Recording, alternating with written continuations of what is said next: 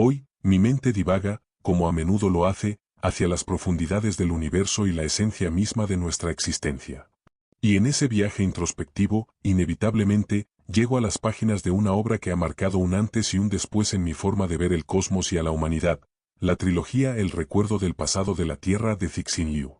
Es una saga que, en su ambición, nos lanza de lleno a preguntas fundamentales, una verdadera ópera espacial que no teme explorar los rincones más oscuros y luminosos de lo que significa ser una civilización. La trilogía se compone de 3 pilares: el problema de los 3 cuerpos, que nos introduce en este universo, seguido por el bosque oscuro, donde las implicaciones de ese primer contacto realmente se despliegan, y finalmente el fin de la muerte, que nos lleva a los límites del tiempo y el espacio. Centrándonos en el bosque oscuro, la novela nos sumerge en un futuro inminente, con una invasión trisolariana a 4 siglos de distancia. La humanidad se encuentra en una situación desesperada. ¿Por qué? Porque los sofones, esas minúsculas pero poderosísimas sondas trisolarianas, han convertido la Tierra en un libro abierto para el enemigo. Cada estrategia militar, cada plan de defensa, es inmediatamente conocido por los invasores. La única fortaleza que nos queda, paradójicamente, es la mente humana, impenetrable para los sofones. Aquí es donde entran en juego los personajes principales. Luo Ji, un astrónomo y sociólogo, se convierte en una figura central.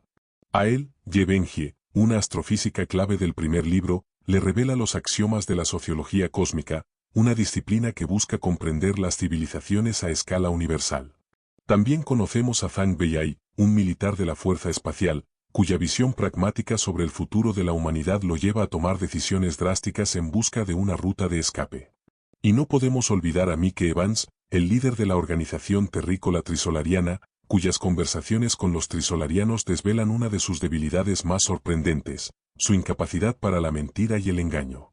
El contexto social que se dibuja es desolador, una humanidad dividida, donde las esperanzas se depositan en los vallados, un grupo de individuos, incluido Luo Ji, a quienes se les otorga un poder ilimitado para desarrollar planes estratégicos en secreto, solo en sus mentes, exhibiendo comportamientos falsos para confundir al enemigo. Pero este proyecto genera una profunda ambigüedad y desconfianza, incluso entre los propios humanos, con la aparición de los desvalladores que buscan exponer la verdadera estrategia de los vallados. También surge el movimiento del escapismo, con propuestas para huir del sistema solar, pero estas ideas chocan con las intrínsecas disputas entre personas sobre quiénes se irán y quiénes se quedarán, poniendo de manifiesto la dificultad de la humanidad para lograr una unidad verdadera incluso ante una amenaza existencial. La propia supervivencia nos confronta con nuestros valores más fundamentales. Y aquí reside el corazón de la reflexión que la novela nos propone, la paradoja de Fermi y la hipótesis del bosque oscuro. Desde que el físico Enrico Fermi, lanzó la pregunta ¿dónde está todo el mundo?, la aparente contradicción entre la alta probabilidad de vida inteligente en el universo y la ausencia de evidencia ha desconcertado a los científicos. Si el universo es tan antiguo y vasto, ¿por qué no hemos encontrado señales de otras civilizaciones avanzadas? La hipótesis del bosque oscuro de Liu Cixin ofrece una respuesta aterradora a este enigma. Nos sugiere que el universo es como un bosque oscuro, lleno de cazadores armados que acechan entre los árboles como un fantasma. En este escenario, cualquier civilización que se aventura en el espacio ve a otra vida inteligente como una amenaza inevitable, por lo tanto, la destruye antes de que pueda convertirse en un peligro. Por eso, el espectro electromagnético permanece en silencio, sin evidencia de vida extraterrestre inteligente.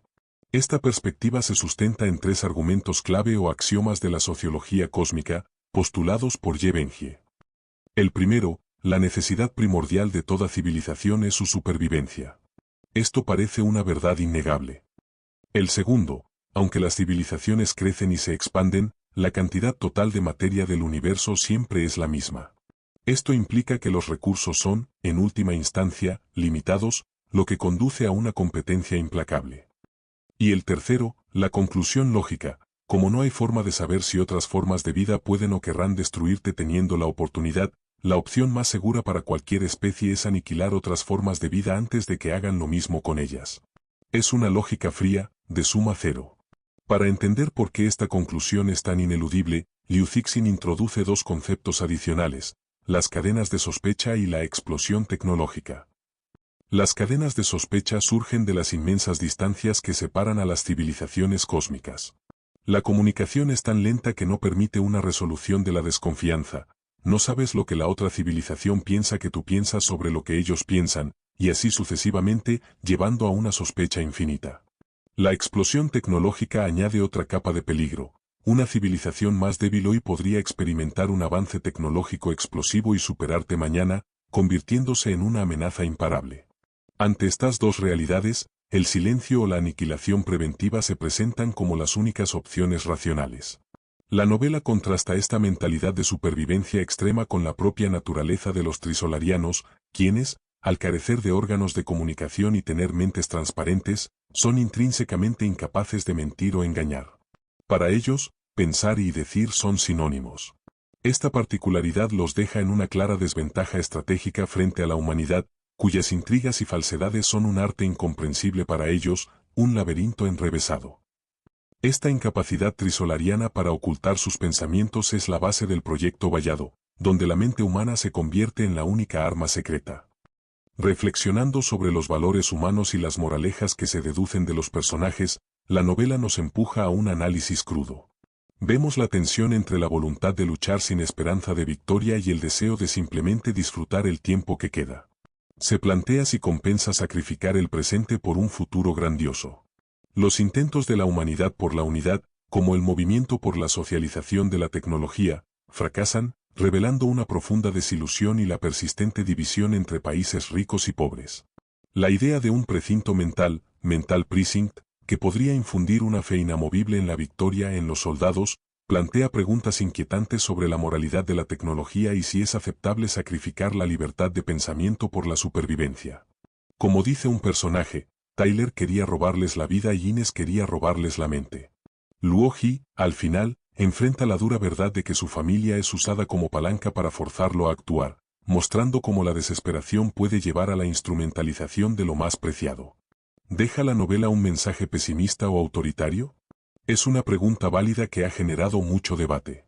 Algunos interpretan que el énfasis en la agresión como la única relación racional y la constante tensión entre la democracia y la supervivencia inclina la balanza hacia una visión casi fascista. La historia humana, donde civilizaciones más tecnológicamente avanzadas han oprimido a las menos desarrolladas, añade peso a esta sombría perspectiva. Sin embargo, otros argumentan que la novela no es un mensaje, sino una exploración de un escenario hipotético. La obra nos obliga a confrontar nuestra propia naturaleza humana, nuestra capacidad para la crueldad, y a preguntarnos si, de encontrarnos en esa situación, no actuaríamos de manera similar. Además, la novela también muestra la capacidad humana para la cooperación y la empatía, aunque a menudo en tensión con los instintos de supervivencia. La percepción individual moldea la realidad y las decisiones estratégicas de manera profunda. Los vallados son el ejemplo perfecto. Luo Ji, a través de su aislamiento autoimpuesto, debe construir una realidad falsa que desconcierte tanto a aliados como a enemigos, y su propia cordura se ve desafiada por la soledad de su misión. La sonrisa del vallado, esa mirada en los ojos de la gente que dice «¿Cómo sabremos si estás trabajando en tu plan o no?», es una constante que subraya la imposibilidad de la confianza. La forma en que la gente reacciona al suicidio de Tyler, viéndolo como parte de su plan maestro en lugar de una derrota, es un testimonio de cómo la percepción pública puede estar completamente desconectada de la realidad íntima de un individuo. La novela incluso explora cómo la realidad misma puede ser una construcción para mantener la moral. Finalmente, el papel de la tecnología y la moralidad en la evolución de la humanidad es una cuestión recurrente. La tecnología, si bien es nuestra única esperanza contra una civilización superior, también presenta dilemas morales complejos. Los avances que permiten la hibernación, la manipulación de la mente o la capacidad de destruir planetas, nos obligan a cuestionar qué estamos dispuestos a sacrificar de nuestra humanidad en pos de la supervivencia. La moralidad, el respeto por la vida individual, chocan con la fría lógica de la supervivencia de la especie. Los personajes se debaten entre la búsqueda de la gloria o la simple aspiración a una vida tranquila y sin preocupaciones. Aunque la teoría del bosque oscuro es fascinante, ¿cuáles son sus limitaciones en la explicación de por qué no encontramos aún vida inteligente? Muchos críticos señalan su sesgo antropocéntrico. La teoría proyecta la psicología humana de competencia, agresión y miedo a recursos limitados a todas las civilizaciones alienígenas, cuando sus motivaciones podrían ser radicalmente diferentes e incluso incomprensibles para nosotros. La inmensidad de las distancias espaciales y la limitación de la velocidad de la luz hacen que la comunicación y la detección sean extremadamente difíciles, lo que por sí solo podría explicar el silencio. Las transmisiones de radio de la Tierra, por ejemplo, solo han viajado una distancia insignificante a escala galáctica. También se contempla la posibilidad de que la vida inteligente sea simplemente extremadamente rara o que las civilizaciones no duren lo suficiente como para alcanzar la capacidad de viaje interestelar. Algunas interpretaciones sugieren que las civilizaciones podrían optar por prioridades distintas a la expansión, como perfeccionar su propio sistema planetario o buscar un equilibrio con su entorno, en lugar de una expansión infinita y belicosa. Además, hay quien argumenta que algunas de las tecnologías planteadas por Liu Cixin, como los sofones o la bidimensionalización, son elementos de ficción que desafían las leyes conocidas de la física y son necesarios para que la teoría funcione en la narrativa, no como un reflejo de la realidad. En cuanto al consenso sobre por qué no encontramos vida inteligente, la verdad es que no hay un consenso único. La paradoja de Fermi tiene muchas soluciones posibles, y el bosque oscuro es una de las más inquietantes y debatidas. Otras teorías populares incluyen la hipótesis de la Tierra rara, que sugiere que las condiciones para el surgimiento de vida compleja son extremadamente raras. La hipótesis del gran filtro, que propone que hay algún obstáculo o filtro en la evolución de la vida que impide que las civilizaciones alcancen la capacidad de viaje interestelar o se destruyan antes de lograrlo.